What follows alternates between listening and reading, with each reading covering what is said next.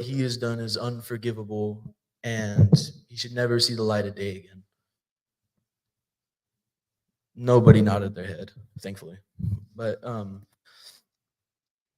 I mean this to say that isn't it tough sometimes to look at that and thank God for it? And isn't it even tougher to look at the devil and say thank you for the harm you've put me through? A lot of people, oh shoot. A lot of people tend to go. I'm gonna turn this off.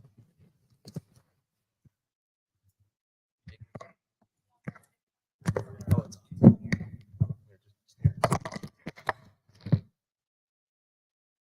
A lot of people fail to realize that Lucifer was an angel. And one of the most important distinctions of Lucifer was that he was the herald of the choir, the most beautiful, had the loveliest voice, and to use more modern terms, he was an artist. And really, the worst part about Lucifer, the worst part about temptation, the worst part about tyrants, the worst part about say cupcakes even, is that it's good. Is that it tastes good and it fills that need. It's not necessarily a need. It just feels so good. And it isn't bad and it isn't necessarily evil. As long as you know it counts. That's why I call this title of the sermon the Noble Rod, because there is something noble about, for lack of a better word, doing wrong. There's something right about knowing that it's wrong. And that's the one unforgivable sin, is to continue doing wrong, knowing that it's wrong, and completely forgetting, and then living your life as if it isn't sin. Who here wants to live a life where you're so deep in sin that you don't even recognize it anymore? Again, no hands raised. Thank you. But really, the toughest part is to look at that temptation, to look at somebody stepping on your shoes. For me right now, it's people cutting me off the track. I'm not a violent person. I get sometimes. It's really tough looking at that and saying thank you. Now, I don't mean to call on people who don't want to be called on, but has anyone ever had a struggle that they didn't realize was at the very least worth it, for that gain something out of it? Do you mind sharing, Brother John?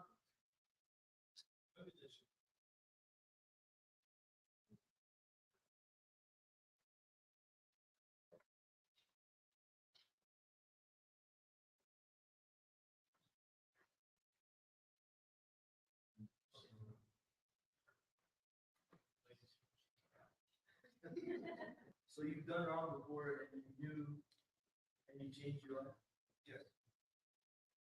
Was there nothing better than that song, "Amazing Grace"? Would you say that you're able to relate to that? Yes.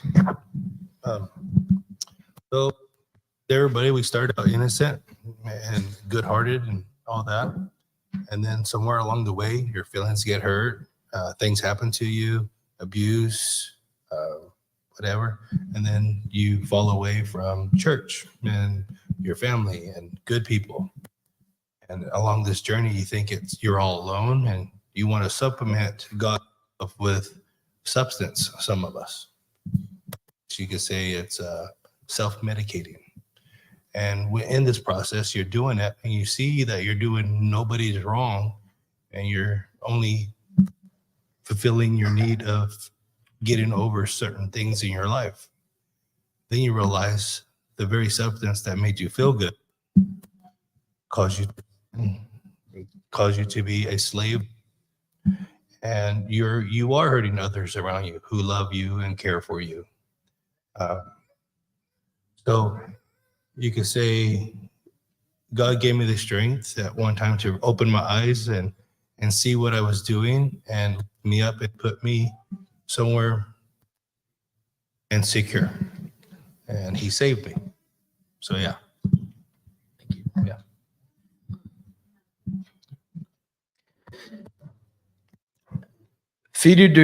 Sorry, it's a Russian name, so I'm gonna completely murder it. But Fyodor Dostoevsky was considered the most respected Christian of the past time. He died some 50 years ago now. And he said the greatest sin a man can commit is to destroy himself and for absolutely nothing. And that's what we do when we give in. That's when temperance and abstinence and every other amount of self-control is taken out, is that you're destroying yourself and for nothing. Luckily, that transitions well into my second point, which is that if you take a really good long look at the Bible, it's a list of stories. The entire book of Genesis is stories of, in a way, our founding fathers of humanity. Again, can we, left, right? Left, right. But this is left. Everybody look to your left. And now look to your right. And find someone and tell them that you have a story.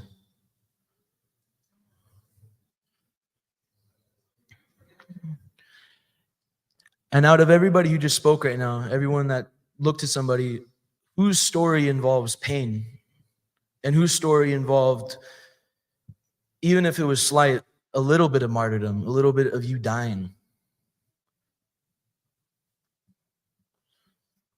Sister Michelle, do you mind sharing?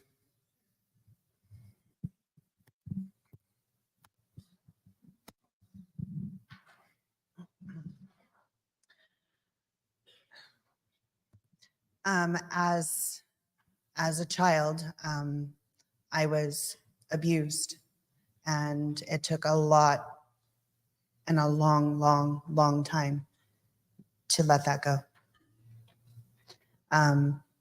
And it wasn't until I really surrendered and gave it to Jesus that I can honestly say it doesn't even hurt anymore. Thank you.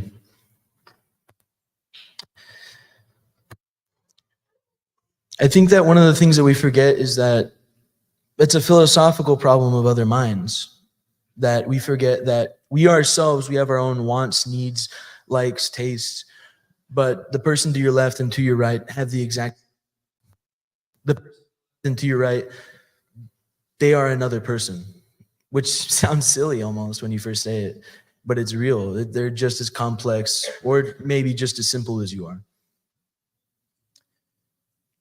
One of the days ago, and he asked me what, and all I could think about was thankfulness.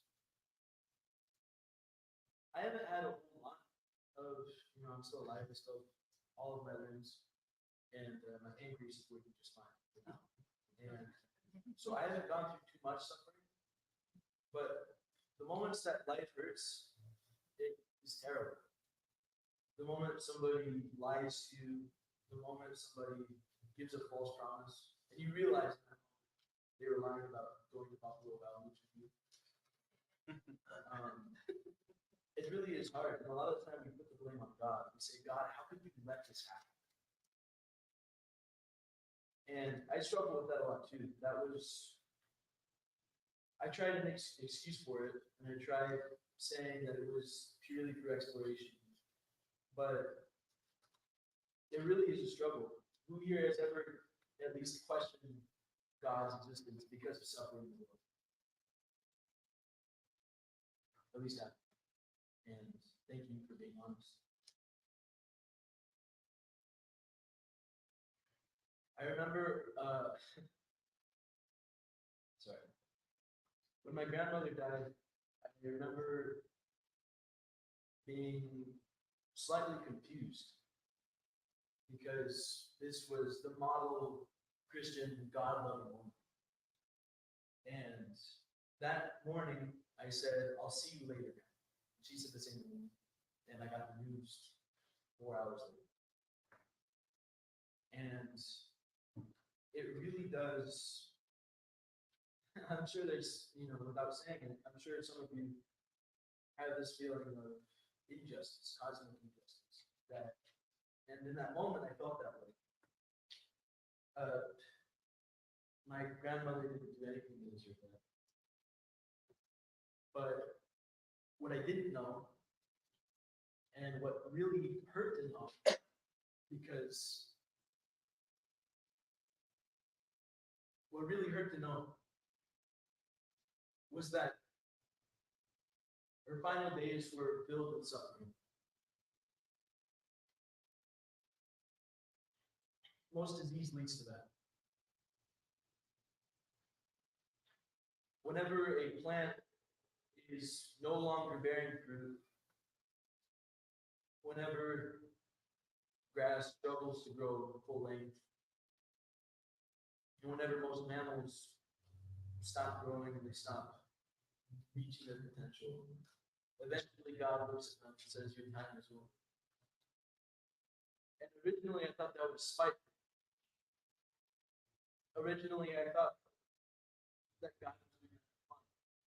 That God was killing them, not out of mercy, but out of what, for a laugh? And so I retreated into a spiral of things worse, things indecent to say in church.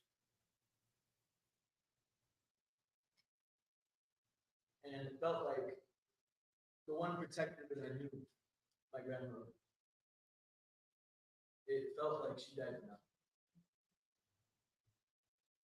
And then by some miracle, which is a good word to use here, a man came up to me and he told me that he knew my grandmother well. And I thought he was getting paid to say that because he was a therapist. And they'll say, in my mind, at the time, I was not doing it. But my mother recorded these two videos of her last words. And you look, each one's addressed to a grandson, granddaughter, a daughter, or a niece. And originally, I was very, very upset when I saw mine, which was 32 seconds. And I was getting unbelievably selfish. And my ego was hurt. And so I listened to the video, and it caught me at a very good time because my grandmother loved ice cream. And she starts out the video, my mom asks, "Do you have anything you want to say to Aidan?" And she goes, "Jason, can I have more ice cream?" She had to go. She would drink ice cream. She didn't. They saw the next video, so it was even shorter. And my mom asked the question again. And my grandmother said, "Oh, Aidan knows I love him." And I was like, "Video." And again, at the time, it drew me even further because I felt like I deserved some grandiose, listing things off. But it took me a few months. And I'm really glad he's here today. But I met one of the most God-fearing men I've ever met. And this sparked a litany of conversations, a litany of just wonder at God. And it's in that moment that when you lose something so precious to you, that you realize that it's not humor. And it's not unjust. It's that there's a time for everything. And there's a time for suffering to end too.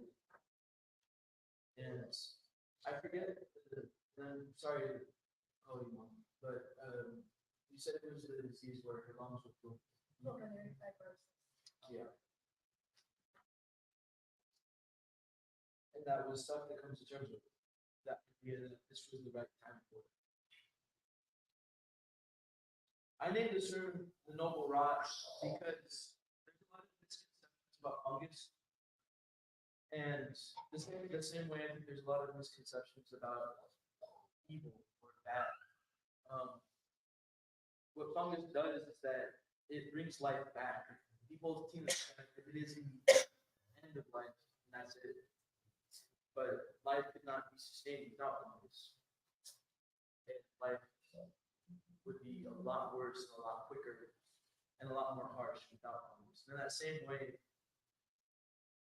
the natural life without God, if we were stuck in a Tower of Babel-esque society, things would be brutal, things would be harsh, and we would have no motivation to consider anything. That's why I say the hardest part is not exactly the act. The hardest part is looking at it and saying, thank you.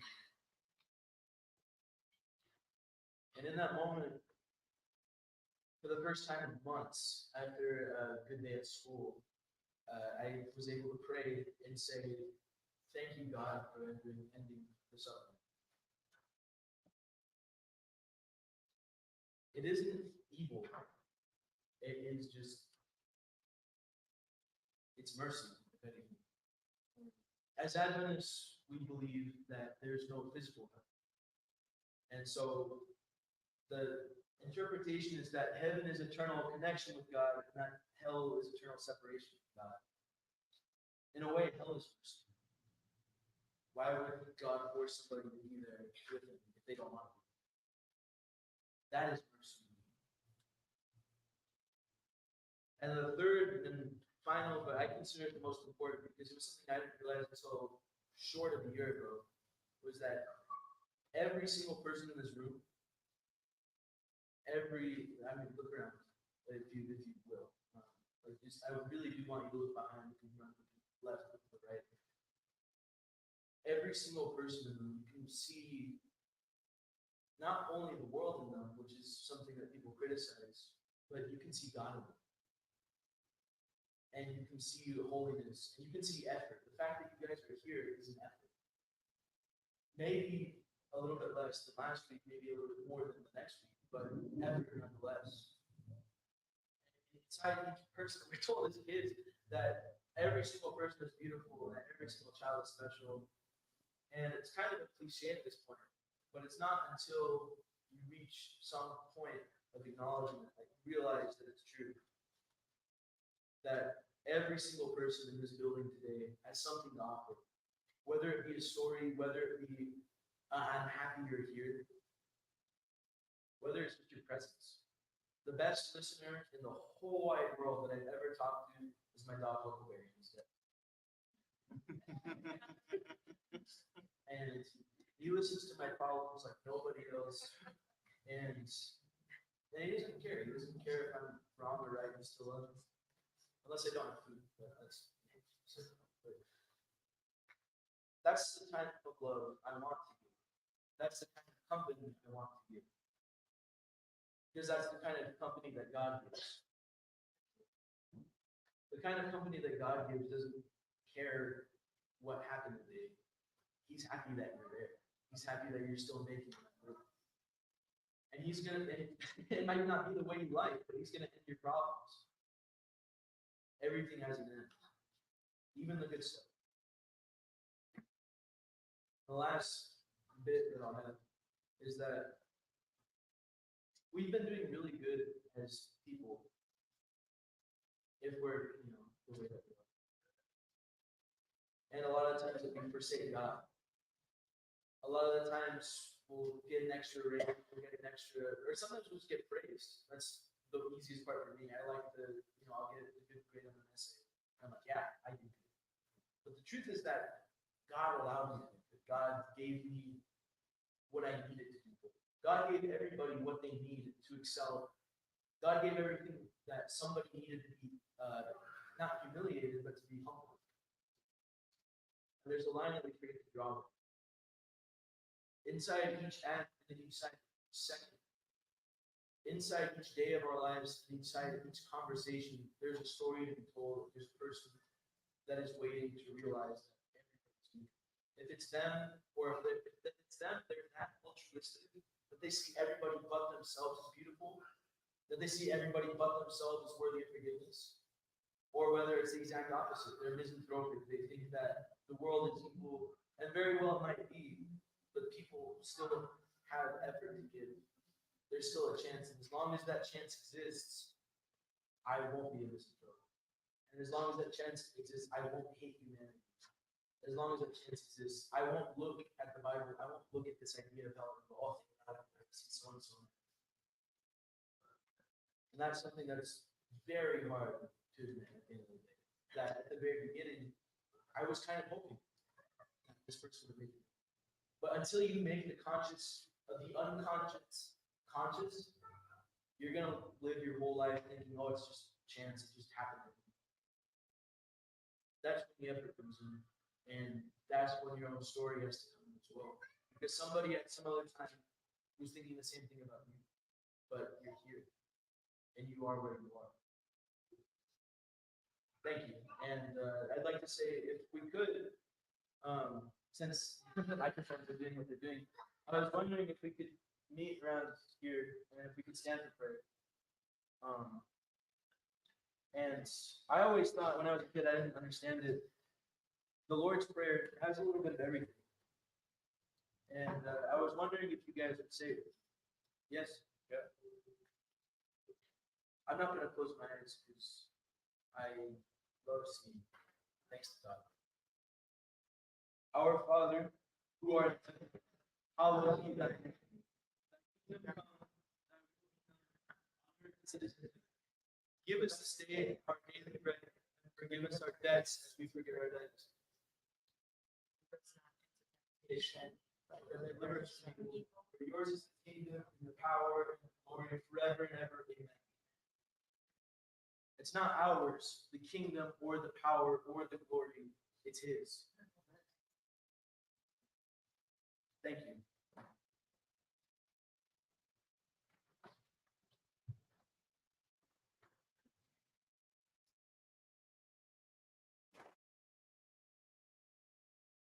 People are blessed today. People don't